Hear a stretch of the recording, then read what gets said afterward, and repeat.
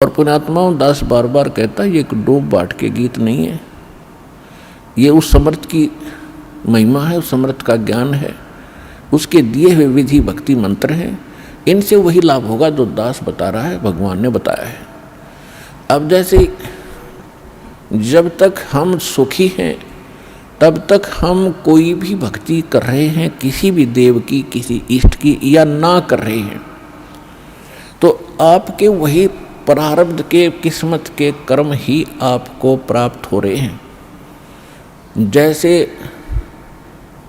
किसी ने इन्वर्टर की बैटरी चार्ज कर रखी है, वह फुल हो ली और फिर चार्जर लगाया नहीं, तो वह फिर भी काम कर रही है। चार्जर हटा रखा है, चार्जर है ही नहीं आसपास भी, और ना चार्ज लगाने की कोई बिजली उपलब्ध है, तो फिर भी वो चल रही है, खूब काम कर रही है, पंखे भी, लाइट भी खूब चल रही है। तो जब तक वो बैटरी चार्ज है तब तक तो नो प्रॉब्लम, और जब वो बैटरी होगी डिस्चार्ज, फिर प्रॉब्लम, नथिंग एल्स। तो पूर्व जन्म के जिसके जितने संस्कार, पुण्य कर्मी, जितने उसने बैटरी चार्ज कर रखी है, कोई प्रधानमंत्री बना है, कोई राष्ट्रपति बना किसी देश का, कोई IAS, IPS, डॉक्टर, इंजीनियर, जज, या कोई सेठ बना है, कोई अच्छा किसान बना है, कोई अच्छा दुकान चल रही है, कोई वैसे किसी के बच्चे अच्छे हैं, कोई नौकरियां प्राप्त हैं, तो ये उनकी पिछले जन्म की बैटरी चार्ज है, वही चल रही है, आगे चार्जर नहीं है। और जब आगे चार्जर नहीं है तो वो बैटरी जब तक पूर्व जन्म की चलेगी, फिर कैर टूटने लगेंगे, जब दुख शुरू होंगे, वो पुण्य खत्म हो जाएंगे। हमारे जीवन में पुण्य और पाप दोनों साथ हैं। जब तक पुण्यों का दौर चलता है तो हम सोचते हैं हम बिल्कुल सुखी हैं, और ये भी सोचते हैं हम ऐसे ही निभाएगी, ऐसे ही चलेगी। और जब वो पुण्य समाप्त हो जाते हैं, वो बैटरी डिस्चार्ज हो जाती है, और फिर पाप का दौर शुरू होता है। फिर हम भटकने लगते हैं, क्योंकि जो पूजाएं आप कर रहे थे उनसे तो राहत मिली ही नहीं, उनके करते करते ये दुख और संकट आ गए आप पर। तो तब आपको उन पूजाओं में अविश्वास हो गया जो आप पहले कर रहे थे। फिर आपको किसी ने बताया कि उस मंदिर में मत्था टेकने से लाभ होता, आप फिर वहाँ जाते हो। किसी ने आपको बताया कि वैष्णो देवी जाओगे, वहाँ पहुँचोगे तो आपको बड़ा लाभ मिलेगा, आप वहाँ पहुँच गए। यानी वो जो साधना पहले कर रहे थे वो छोड़ दी। फिर आपको किसी ने बताया बालाजी जाइए, आप फिर वहाँ जाते हो। तो कहने का भाव ये है कि जब आपके पाप कर्म का दौर शुरू हुआ और जिन साधनाओं को करके आप निश्चिंत बैठे थे, हम बिल्कुल सुखी हैं, तो उन्होंने आपका साथ नहीं दिया, क्योंकि वो साथ पहले भी नहीं देने वाली थी। उस समय आपको कोई कहता कि साधना कर रहे हुए ठीक नहीं है, आपको लाभ नहीं मिलेगा, तो आपको कभी विश्वास नहीं होता, न आप मानते हो। और फिर जब संकट आते हैं फिर आप सभी मान जाते हो।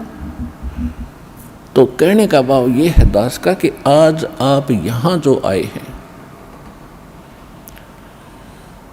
आपके पूर्व जन्म के संस्कार व बैटरी कति खत्म हो ली।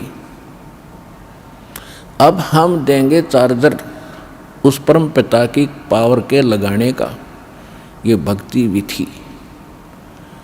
और फिर आप उस चार्जर को लगाए रखना आखिरी सांस तक, कनेक्शन ना कटने देना, तो आप इस जीवन में सुखी रहोगे और सतलोक चले जाओगे। आपकी भक्ति बहुत बढ़ जाएगी, आपके संकट भी नाश होंगे। तो आप यहाँ आए हो जो इस ज्ञान को समझ जाएंगे।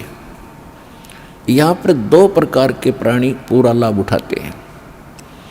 एक तो ज्ञान समझ कर आते हैं, और दूसरे जो सब जगह भटक भ्रम लिए और कहीं से लाभ मिला नहीं, और फिर वो यहाँ टिक जाएंगे, अकोर की ठिकाना नहीं, सब जगह जा लिए। तो फिर उनकी व्यवस्था होगी, मजबूरी होगी यहाँ आने की, और यहाँ आते रहे तो वो लाभ मालिक देगा। और फिर हम ज्ञान सुनाते हैं यहाँ बैठाकर आपको। तो यहाँ आपसे प्रार्थना की जाती है, जब तक सत्संग चले आप सब चिंताएं और इधर उधर की गल्ला बातें छोड़ के ध्यान से सत्संग सुनो। चाहे कोई रोगी है, चाहे कोई संकट है किसी प्रकार का, आप एकाग्रचित्त होकर सत्संग सुनोगे तो राहत मिलेगी और ये ज्ञान ग्रहण होगा। इस ज्ञान से आपको 70% लाभ तो ज्ञान से मिलेगा। लाभ का मतलब है आत्मा में दृढ़ता आवेगी हर प्रकार की, और 30% फिर बाकी जो संकट है वो आपकी भक्ति और लाभ से होगा। क्योंकि दास इसलिए कह रहा है इस ज्ञान से कि कई ऐसे दुख हैं जो बेमतलब के बड़े होते हैं। अब कबीर साहब कहते हैं, कबीर मैं तो जब डरूं ये मेरे ही संग हो, भाई मौत बुढ़ापा आपदा ये सब काहू को हो। ये इस तरह के जो ज्ञान के वचन हैं ये उस रोगी को, संकट वाले को बड़ा सहारा देंगे जो मृत्यु सैया पर है और ये सोच रहा है मेरा क्या होगा। देखो यहाँ कोई ना रहा और ना रहेगा। किसी की 2 दिन पाछे टिकट कट जाएगी, किसी की 10 दिन पहले कट जाएगी। यहाँ नहीं रहना किसी ने। लेकिन दुर्भाग्य उन प्राणियों का होगा जो सतलोक आश्रम बरवाड़ा जिला हिसार में ना आए होंगे। वो कति खाली जाएंगे, कति खाली टोटली नष्ट करके जाएंगे जीवन को। और जो यहाँ आ गया, नाम भी ले लिया, प्रथम नाम लेकर भी उसका जीवन अंत हो गया, वो भगवान का हो गया, वो परमात्मा के जुड़ गई वो आत्मा, उसमें बीज पड़ गया भक्ति का। और अब ये हजारों वर्षों तक ये ज्ञान और ये समाधान चलेगा। अब वो जो बीमार रोगी है सब जगह थक लिए जब यहाँ ले आए और उसकी होगी मृत्यु नाम लेकर के, आप तो चाहे कुछ भी सोचो लेकिन भगवान ने अपना बच्चा ले लिया अपनी शरण में। मृत्यु बेशक होगी, वो अगले 10 महीने मालेगा, 10वें महीने यहाँ भगवान के दरबार में नया शरीर होगा, नए शरीर भक्ति करेगा। परमात्मा ने तो अपनी आत्मा देखनी, हम अपना स्वार्थ देखते हैं।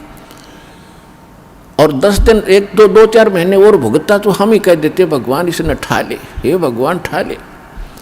हम भी तंग हो जाते, पैसा भी समाप्त हो जाता। तो कहने का भाव ये है कि आप इस ज्ञान को सुनो, समझो, अपनी सोच धारणा कति खत्म कर दो। जो ज्ञान दास बताता है ये गॉड का, परमात्मा का दिया हुआ विधान है और ये अटल है, ये सत्य है, इसमें ऐसा ही होगा। और जो सच्चे दिल से आते हैं उनका रोग भी ठीक होगा और मोक्ष भी, भक्ति मिलेगी। इसी जीवन में मोक्ष भी हो जाएगा जो दृढ़ रहे तो।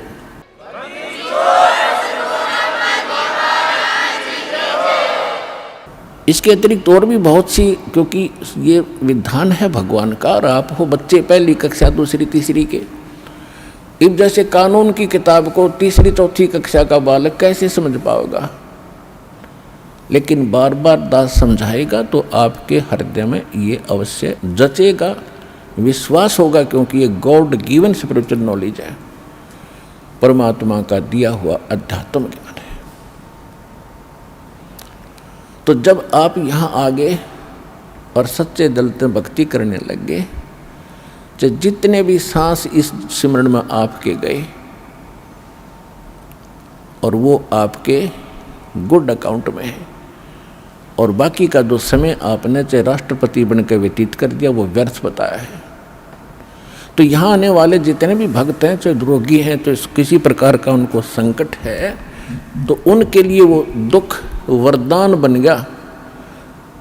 वो भगवान से मिलेंगे, उनका जीवन सफल होगा, उनके सब दुख दूर होंगे और भगवान के विमान में बैठकर सतलोक जाएंगे।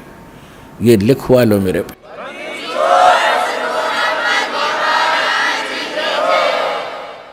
अब इन बातों से आप जी को बड़ी दृढ़ता आवेगी, ये सच्चाई है। कबीर साहब कहते हैं, कबीर मैं तो तब तो डरूं जब मेरे अकेले के साथ कोई न्यारी कहानी बनती हो और मीच बुढ़ापा आपदा ये सब का हुक हो, सबकी मृत्यु होगी, सब पर संकट आएंगे और एक दिन सब ने यहाँ से ये वृद्धावस्था भी सब में आओगी। और जब हमारी शरण में आप आ जाओगे, परमात्मा कहते हैं जब हमारी शरण में आ जाओगे तो फिर आपको इन दुखों से निवारण होगा।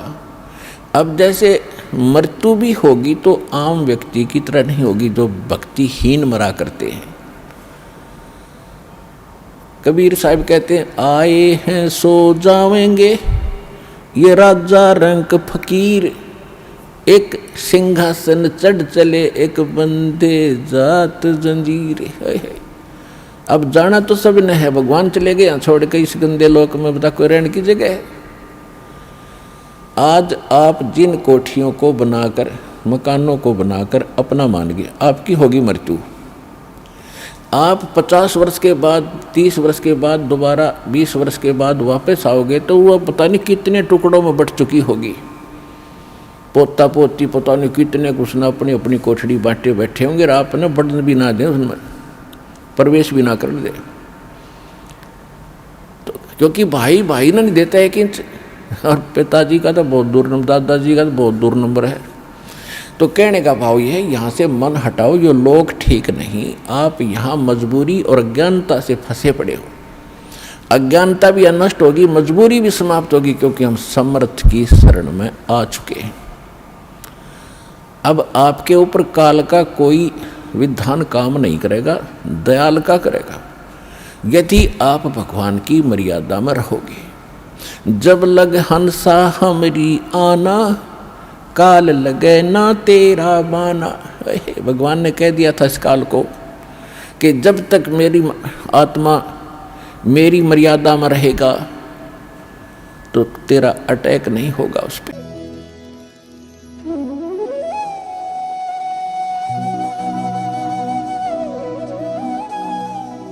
अगर आप ये वीडियो YouTube पर देख रहे हैं तो हमारे चैनल को सब्सक्राइब करें और बेल आइकन को दबाना ना भूलें। अगर आप Facebook पर ये वीडियो देख रहे हैं तो हमारे पेज को लाइक करें।